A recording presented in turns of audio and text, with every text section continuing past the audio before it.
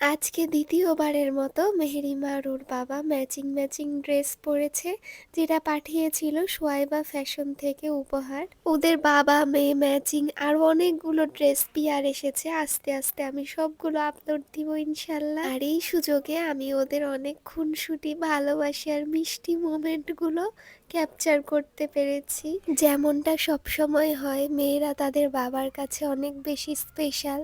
আমার মেহেরিমাও ঠিক তেমনি, তাই তার বাবার রাজকন্যা সে। সকালবেলা ঘুম থেকে ওঠার পর তার বাবাই তার হাত মুখ ধুইয়ে দেয়, তারপর তার চুলগুলো সুন্দর করে বেঁধে দেয়, তাকে ড্রেস পরিয়ে দেয়, তারপর তাকে নিয়ে প্রতিদিন টেইলরের কাছে যায় আমাদের কাজগুলো করতে। তারপর তাকে গোসল করানো, তার কাপড় পরিষ্কার করা, এই সব কাজগুলো মেহেরিমার বাবাই ছোটবেলা থেকে করে আসছে। যেহেতু আমাদের একটা অনলাইন বিজনেস এবং আমাকে প্রচুর পরিমাণে কাজে সময় দিতে হয় কাপড় কাটিংয়ে, তাই ওর ম্যাক্সিমাম খেয়াল ওর বাবাই রাখে আর আমার কাছেও থাকে। কিন্তু এত কিছুর পরেও মেহেরিমা কিন্তু আমাকে একটু বেশি ভালোবাসে।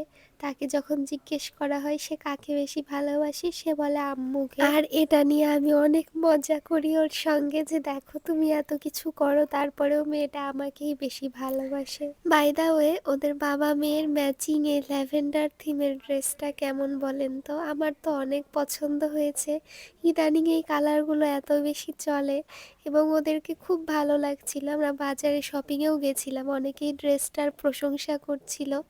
তো আমিও বললাম যে এটা অনলাইন থেকে উপহার পেয়েছে আমার মেহেরিমা। সবশেষে অসংখ্য ধন্যবাদ জানাই সোয়াইবা ফ্যাশনকে আমাদেরকে এত সুন্দর কিছু মুহূর্ত করার সুযোগ দেওয়ার জন্য। Thank you so much. সবাই ভালো থাকবেন।